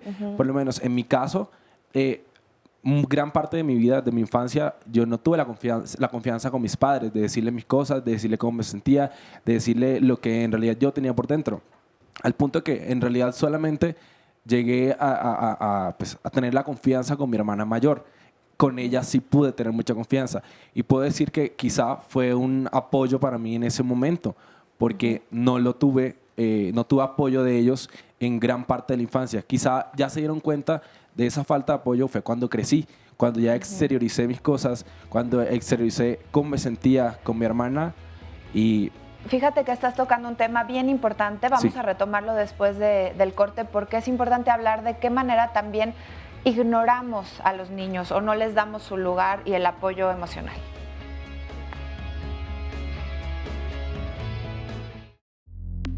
Bueno, muchas veces se dice por los psicólogos que los que maltratan a sus hijos porque han sido ellos maltratados. Y por eso que hay que hablar con los padres, hay que educar a los padres, hay que tratar a los padres, no solo castigarlos, hacerlos cambiar. Y esa también puede ser una labor que desarrollen los colegios. Normalmente sí, porque trae el patrón de maltrato. Puede ser que fue maltratado como hijo, puede ser que fue maltratado en la escuela, maltratado en el trabajo, hay muchos factores que lo llevan a eso. En su propia casa, en el trabajo, con los amigos. Puede ser que también, o sea, él esté reflejando ese maltrato que sufre en el trabajo, en otros medios los refleja también en su familia, con sus hijos. Posiblemente fue maltratado a lo mejor cuando estuvo pequeño por parte de sus padres. Definitivamente, yo soy una de esas personas. O sea, cuando se viene hasta de matrimonios disfuncionales, pues traemos eso, de no dejarnos por lo que vivimos en nuestro trabajo o en nuestras casas. Muchísimas gracias por estas opiniones a todos los que participan en nuestros sondeos. Gracias a todos sus comentarios, a sus llamadas y en un momentito más le doy lectura a algunas, pero estábamos pendientes con el testimonio que estábamos escuchando sobre cómo en esta idea de que los padres siempre tienen la razón, de que lo único que tenemos que hacer como hijos es obedecerlos, es acatar órdenes. También de esta manera nos decías que tú te sentiste maltratado porque no contabas con la posibilidad de expresarte con tus papás. Sí, es que más que maltrato físico, también es algo psicológico, porque claro, si tú no te sientes escuchado, tú de alguna u otra manera te sientes impotente. La impotencia se apodera de ti de tal manera de que tú no sabes qué hacer. Entonces, también las consecuencias van de la mano también como tú seas. En el caso mío, yo sí no soy de esas personas de que... ¿cómo se dice? Achicopala, no sé cómo decirlo aquí. O que se entristece, se deprimen porque no los escuchan. No, yo creo que eso también me sirvió como para ser más independiente. Ya hoy en día, por lo menos ya hoy a mis 20 años, estoy acá en la Ciudad de México, estoy viviendo solo, ya hace un tiempo ya como que me he independizado un poco de mis padres. Y también fue eso. Yo digo que eso mismo como que me ayudó. Pero todos no tomamos las cosas de la misma manera. Claro. Quizá hay otras personas que al sentirse o al no sentirse escuchadas pueden llegar al punto hasta de suicidarse, porque ha pasado. ¿Tú hablabas de tu hermano, un hermano o tus hermanos o tu hermana como figura de apoyo? Con ella sí podías hablar. ¿Y de qué otras, en qué otro persona, otro adulto te apoyaste, si es que fue el caso? ¿Y por qué crees que tú no fuiste o si fuiste violento con algunas otras compañeros en la escuela? ¿Cómo cambiaste esto? No, básicamente con quien siempre he tenido ese apoyo es con mi hermana. Con tu hermana. Pero más fue cuando ya crecí en el sentido de que, o sea, cuando ya llegué a una edad prudente, por decirlo así. Porque la infancia sí fue como que muy impotente. Y fuiste más retraído de sí, niño. Exactamente. Pero retraído solamente en ese aspecto. Porque cuando quería algo, cuando quería lograr una meta, por lo menos, un ejemplo, venir acá a México. Es una meta que tenía y pues la logré. Y asimismo muchas metas que me había impuesto, me había autoimpuesto yo mismo y las logré, precisamente motivado por esas cosas malas que en algún momento pasaron, como por ejemplo el no ser escuchado en su Muchas gracias. Claro, es importante esto porque sí es cierto, los seres humanos tenemos esta capacidad de, ante la adversidad, ante las cosas difíciles, pues salir avante, salir adelante y después incluso dar ejemplo y tener el valor de venir a compartir un testimonio. Sin embargo, no siempre es así. No todos los niños tienen esta posibilidad. Y algo que es importante destacar aquí, Gaby, tú lo mencionabas, es que hay otra presencia de otro ser humano, sean los hermanos que vienen a rescatar o a cumplir como figuras. En el caso del testimonio anterior era la hermana mayor y cumplen una función bien importante, y sino también la presencia de otro adulto que, no quiero decir rescate, pero sí hace presencia en el niño. ¿Qué tan importante es la figura de otro adulto que contenga al niño? Pues es determinante. Los teóricos le llaman los adultos disponibles. Y los adultos disponibles se pueden configurar como esos seres humanos en donde yo puedo encontrar una mirada, una escucha, un cobijo. Y eso definitivamente me va a rescatar y me va a reparar. Yo quisiera hacer 2 comentarios. Primero, en relación al primer testimonio, en donde la chica nos explicaba que su mamá, después de haberle dado algunos golpes, le pidió perdón y le dijo no va a volver a suceder. Y ella es jovencita y me parece muy inteligente y me parece muy asertiva cuando dice yo no quiero repetir esos patrones. Lo que creo es que seguramente la madre estaba arrepentida. Seguramente la madre efectivamente no quería volver a hacerlo. Sucede que no sabía cómo dejar de hacerlo.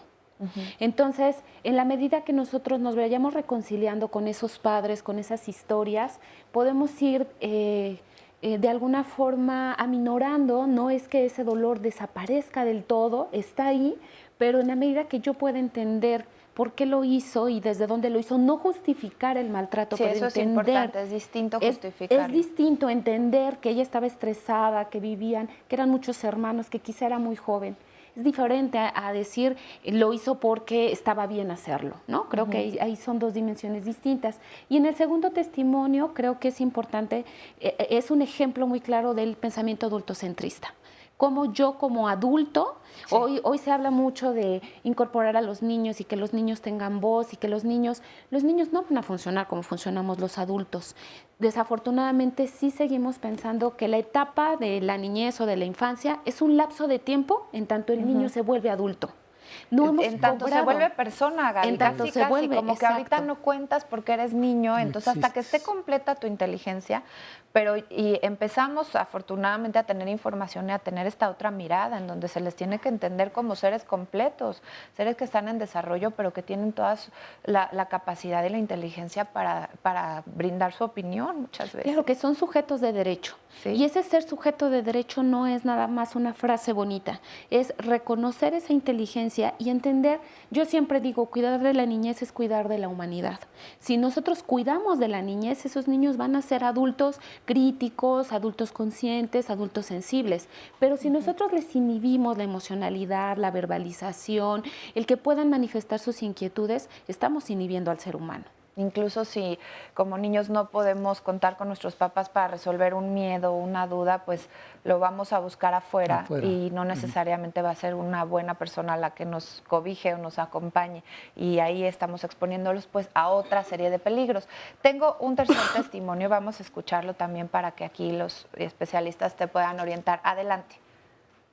Sí tiene ya Todavía no tenemos el micrófono, vamos a esperar tantito a que nos digan que está listo el testimonio. Mientras tanto, vamos a ver la siguiente información.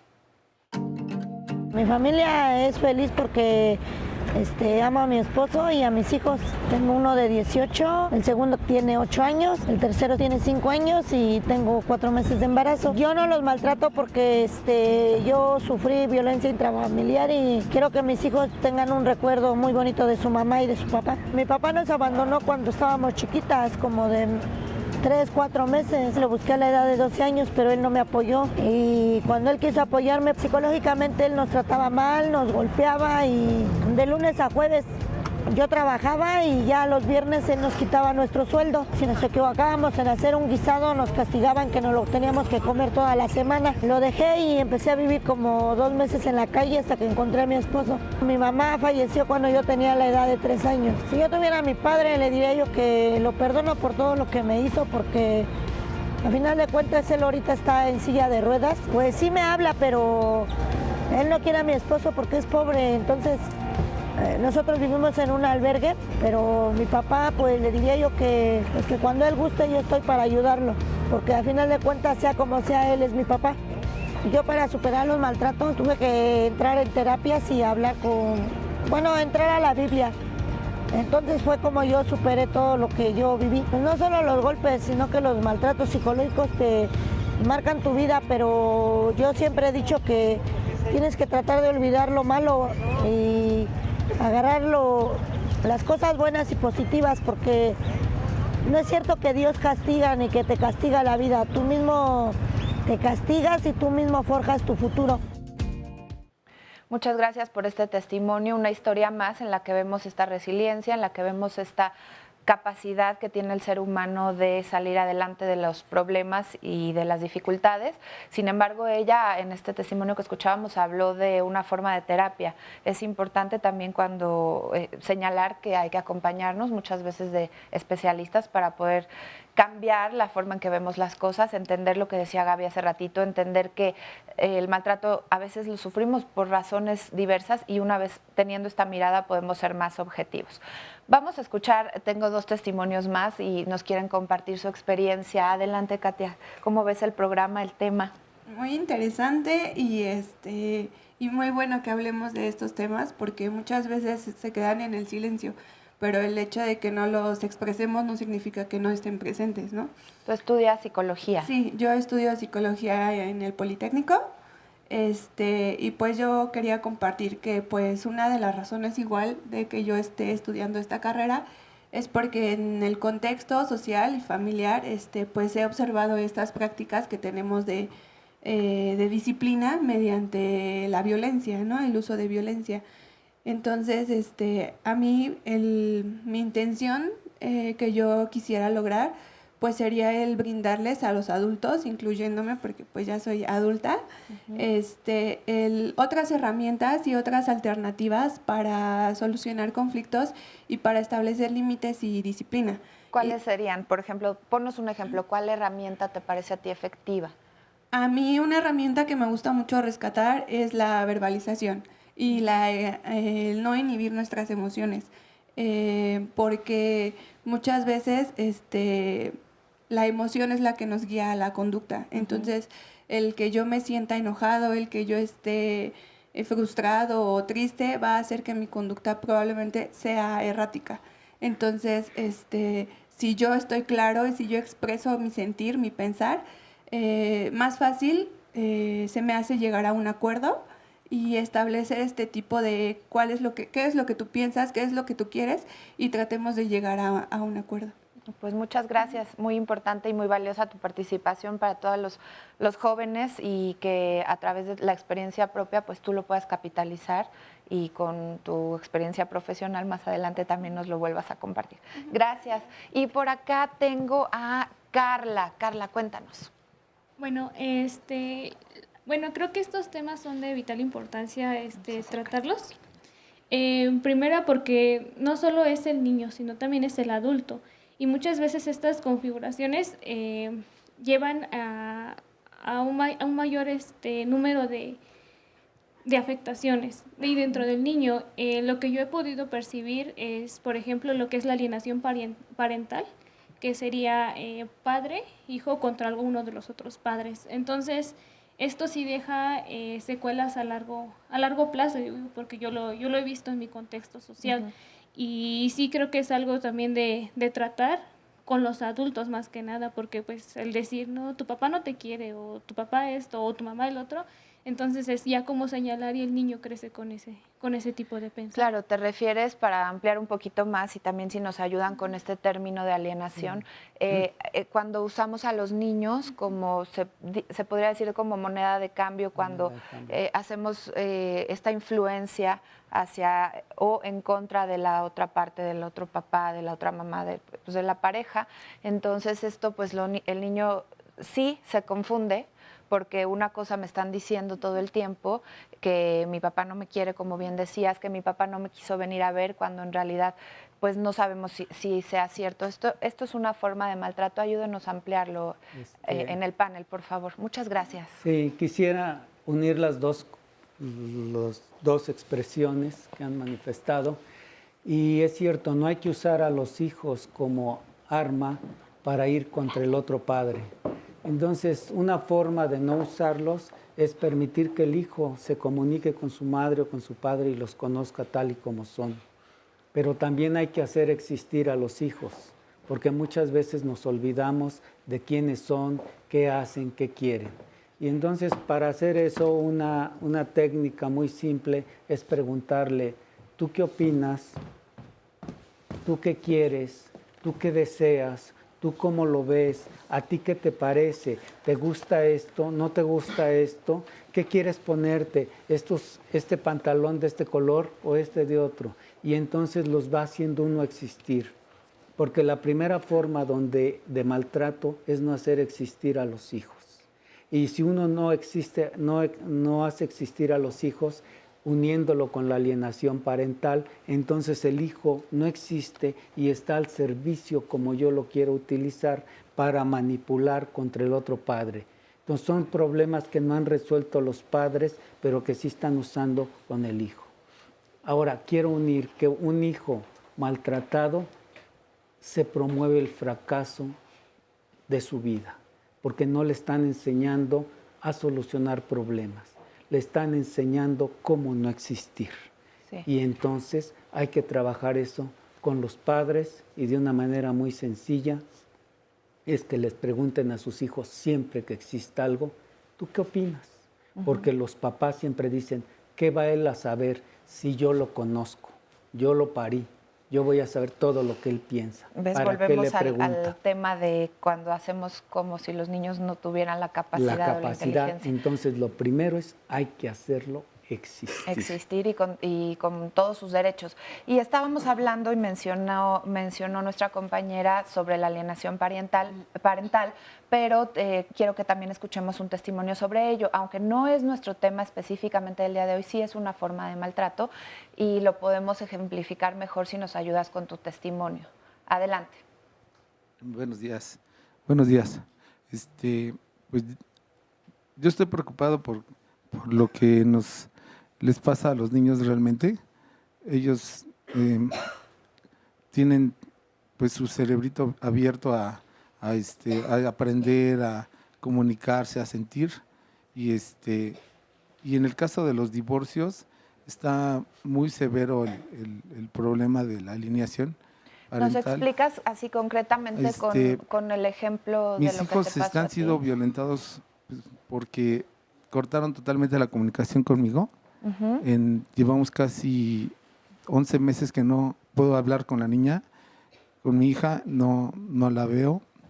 De hecho, hizo como acusaciones en el juzgado de que a lo mejor yo podía abusar de ella, que es totalmente falso. Yo llevaba visitas con mis hijos en muchos años ya separado de mi pareja, y a raíz del divorcio pues se ¿Y tú crees que le están dando esta información a tu hija de que tú eres una mala influencia? Sí, también a mi hijo. De hecho, tuve convivencias con él 2 meses y cortaron la comunicación igual telefónica. Tenemos que hacer una pausa, pero regresando escuchamos la información de nuestros invitados especialistas.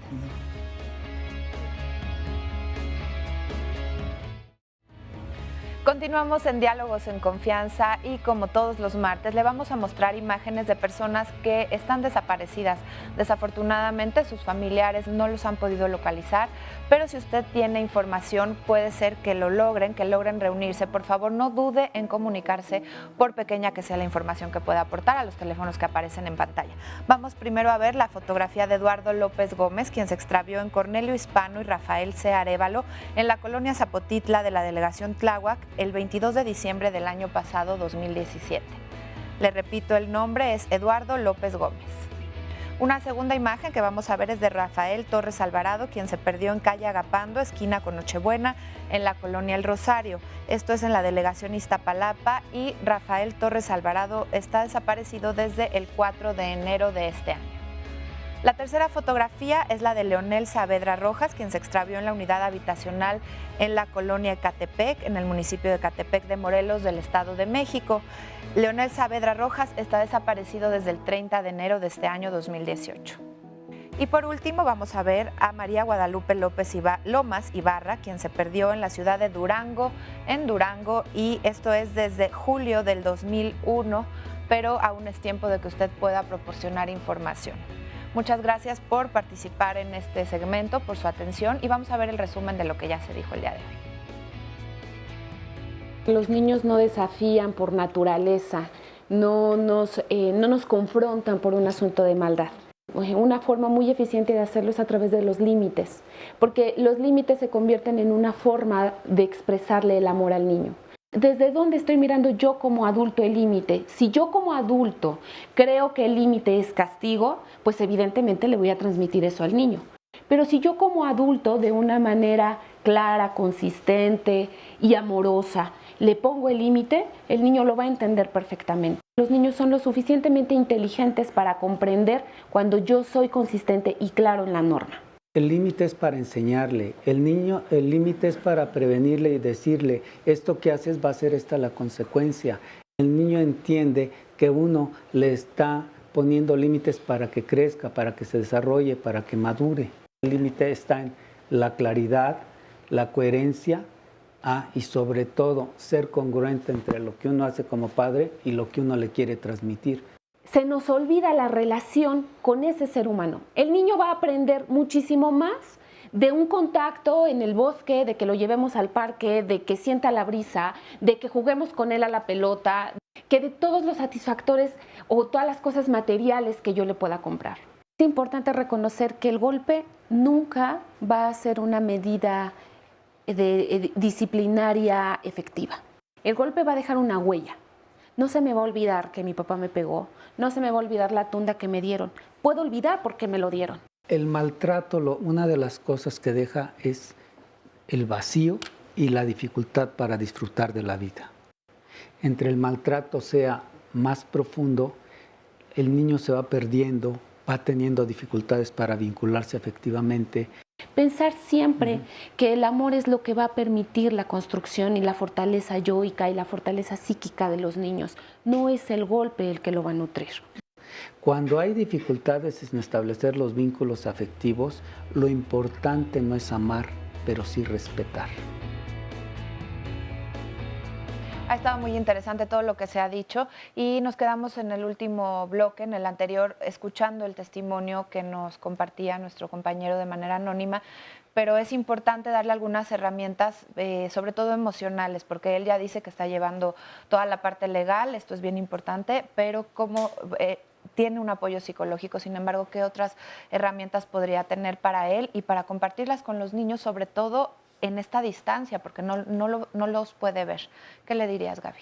Bueno, creo que es muy responsable de su parte. Nos decía que ella tiene un acompañamiento psicológico y eso es muy responsable. Tal vez lo que le voy a decir no aligere mucho, pero ayuda, contribuye. Lo que hagan los demás no lo podemos modificar. Lo que sí podemos modificar es la manera en cómo miramos lo que hacen los demás. Entonces, si usted es amoroso, cercano, consistente con sus hijos, ellos lo van a percibir. Si a cambio da una misma moneda en donde ataque, en donde les hable mal de su mamá, entonces a quien estamos afectando es a los niños. Creo que es muy importante seguir trabajando con esta parte personal y entender que lo que hace el otro no lo hace contra mí. El otro hace cosas porque así funciona en el mundo, no es contra mí. Y en esa medida usted puede ir teniendo una comunicación y una relación vincular, como ya se ha estado hablando acá, muy consistente. Y quisiera nada más agregar que aquí también se debe de analizar ese odio que hay entre ustedes y ese rencor de parte de ella y ese coraje y esa rabia que es tan grande que está moviendo cosas como venganza quizás para que usted no lo pueda ver. ahí habría que tocar ese punto que no se ha visto, ¿sí? Es un rencor terrible. Pues muchísimas gracias. Ahí igual más adelante también te puedes acercar a que te sigan brindando alguna orientación. Y les quiero leer porque tenemos muchísimas llamadas, me va a dar tiempo de leer algunas, se las agradezco mucho. Juan José nos dice, el ser humano está mal, a través del tiempo se han ido perdiendo los valores, el sentido de la vida, estamos en plena decadencia y el maltrato a los niños es la consecuencia de la falta de amor por la vida y por eso nos seguimos destruyendo. Dice que tendríamos o tenemos que hacer un alto en el camino. También nos dice otra llamada, en una ocasión yo escuché a mi nuera gritarle a una de sus hijas, te odio, te odio. Entonces, ¿ahí qué tanto le afecta a la niña? Nos pregunta.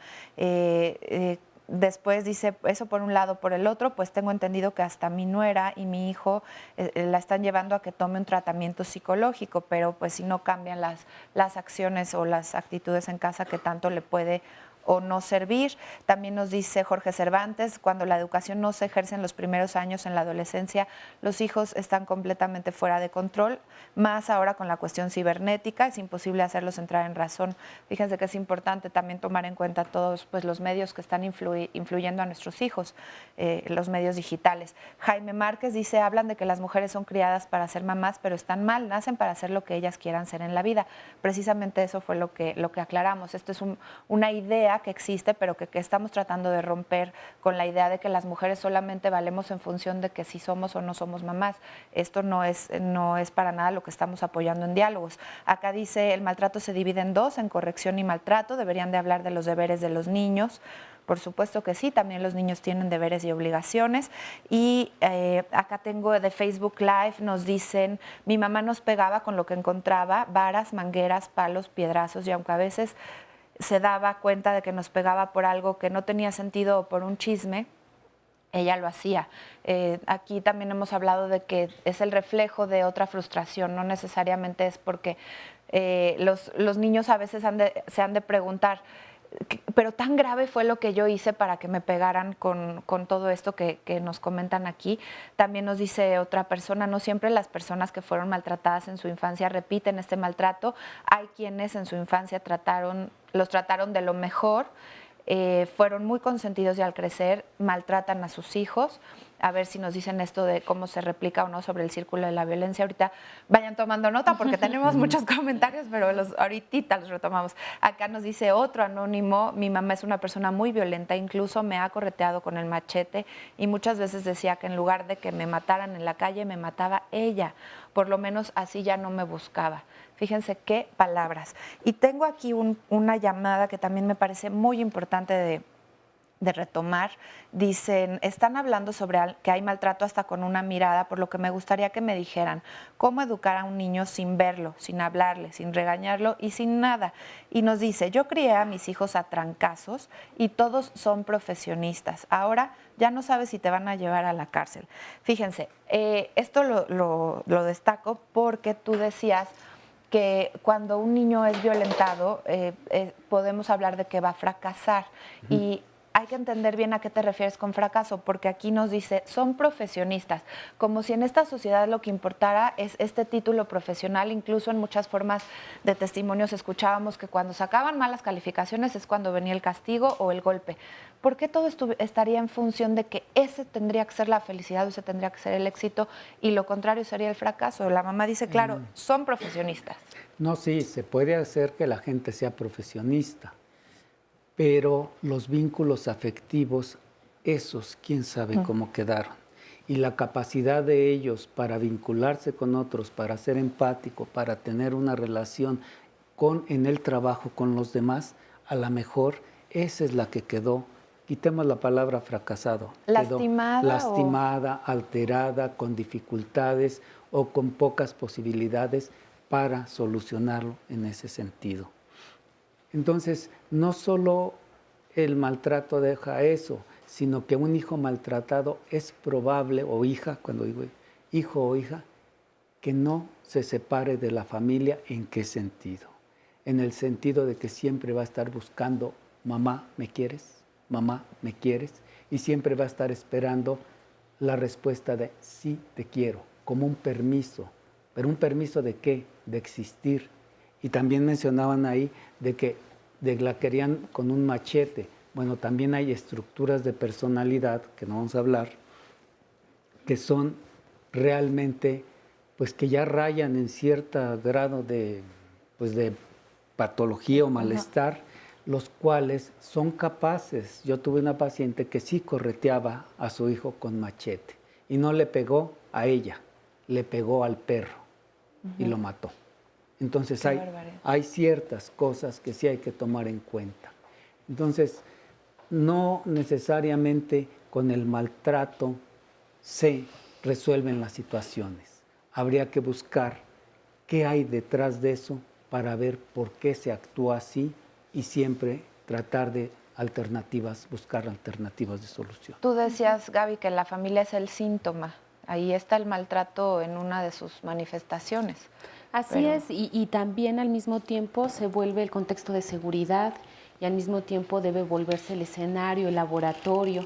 A mí me gustaría solo puntualizar este otro dogma que nos llevaría a otro programa, a estas otras creencias del adolescente como el terrible, como el disruptivo, como el que me desafía, decía uno de los testimonios. Y también ¿no? decía que como en la primera infancia no se intervino, parecería que ya no se puede hacer nada en la adolescencia, cuando pues y eso es justo, estaría terrible. Eso es justo donde yo quiero llegar, ¿no? La buena noticia es que en la adolescencia tenemos la oportunidad de reparar aquello que no logramos hacer en la primera infancia. Si en la primera infancia hubieron algunas cosas que yo no logré consolidar, los límites, si vi rebasada mi autoridad, creo que un poco el uso del abuso corporal obedece a eso, a la necesidad del padre de sentir que tiene autoridad. Si le das voz al niño, no pierdes autoridad. Si lo miras, no pierdes autoridad. Si lo dejas que opine, no pierdes autoridad. Pierdes autoridad cuando lo golpeas y le enseñas que los conflictos se resuelven a través de la violencia. Ahí sí pierdes autoridad. Entonces, la buena noticia es, en la adolescencia tenemos una segunda oportunidad. El adolescente tiene una plasticidad cerebral que nos va a ayudar entonces a incorporar eso otro que a lo mejor en la primera infancia no logramos consolidar. Y para irnos con algunas herramientas prácticas, miren, le responderíamos a Mayra, que nos dice en Facebook Live: ¿cómo puedes corregir los problemas de desobediencia en un niño de 4 años cuando hace berrinches, no quiere hacer las cosas, tarea, comer, cambiarse? Porque se hablaba también de las obligaciones y las responsabilidades de los niños. ¿Cómo hacerlo sin alzar la voz o cualquier otra cosa para lograr que haga mejor las cosas? Nos den ejemplos para que los padres novatos no caigamos en esas mismas acciones. Y es que justamente está esta corriente ahora de dejar al niño ser, de que si le levantas la voz también se considera maltrato. O sea, hasta dónde sí poner un límite y hasta dónde intervenir sin que sea una forma de maltrato. Bueno, primero entender que no hay recetas mágicas, claro, que cada familia, cada padre, cada madre, cada niño va a tener estrategias distintas. Sí hay algunas cosas que pueden contribuir o que pueden ayudar. Ser claro en el límite, lo hemos hablado acá a lo largo del programa. Si yo le digo al niño, en el primer ejemplo que nos ponía Jorge, si yo le digo al niño, te voy a llevar el sábado al fútbol, cúmplele que le vas a llevar al fútbol. Si le dijiste que si no hacía la tarea, entonces le ibas a quitar el Xbox o le vas a quitar la tableta, quítale el Xbox y quítale la tableta. Que se cumpla la consecuencia. Que se cumpla la consecuencia. Sé claro en la regla. No, y generalmente decimos los adultos, es que yo quiero que se porte bien, pero nunca les decimos que es portarse bien. Y lo que yo creo que es portarse bien puede ser bien distinto a lo que él cree. Es importantísimo lo que dices, porque en los sondeos de los pequeñitos decían muchos, me golpearon o me dieron un coco porque me porté mal. Y yo ahí me quedé pensando exactamente qué entenderán los chiquitos por portarse mal. Hay que contextualizar, hay que saber qué es eso de portarse mal, que los padres les digan, mira, esto pasó, esto se debe, de esto se trata, pero ni siquiera a veces los padres lo tienen claro. Entonces ahora yo lo pongo al revés. Los niños han de aprender a decirle a sus papás cómo solucionarlo. Ejemplo, si el niño tira el vaso con leche, en lugar de decir el papá que le va a pegar, papá no me pegues, vamos mejor a limpiar lo que se regó. Entonces hay que entrenar a los niños desde etapas muy tempranas para que ellos tengan la claridad y puedan decirle a los papás, esto quiero, esto deseo, esto no me parece. Digo, suena quizás utópico, pero es un Porque también a mí me suena como por qué el niño tendría que decir papá no me pegue, sería como porque él ya tiene la idea o la... No me des coscorrón. Exacto, porque ya sabe que le pegaron. La consecuencia de esa conducta. Entonces el niño que le plantee la alternativa de solución desde su edad, desde su problemática, no hice la tarea, se debe a esto y esto. Entonces hay que entrenarlos en la escuela con la claridad. Y mire, nos comenta también una llamada, en Facebook, comentario. A veces los padres no se dan cuenta que hay otros adultos que nos brindan esa seguridad, amor y cariño. Cuando se dan cuenta que hay otras personas que te cuidan, entonces es cuando quieren cambiar e incluso aprenden de manera más violenta. El hecho es que quieres huir de tu casa con más fuerzas, pero me lleva más bien a pensar en la corresponsabilidad que tenemos todos en este tema del maltrato, porque tenemos que ser, pues de alguna forma, esos adultos con los que puedan contar los niños que probablemente no tengan ese apoyo dentro de sus casas. Nos queda un minutito para cerrar con alguna breve conclusión. Adelante, Gaby. Sí, bueno, yo creo que pensar en el contexto de seguridad, y cuando hablo de contexto de seguridad me refiero al límite, me refiero a la predecibilidad, me refiero al amor con el cual se puede cuidar de este niño o niña sin que eso amenace o haga sentir al padre que está siendo rebasado. Adelante. Hacer existir a los hijos preguntándole, ¿tú qué quieres? ¿Tú qué opinas? ¿Tú quién eres y quién soy para ti y quién eres para mí?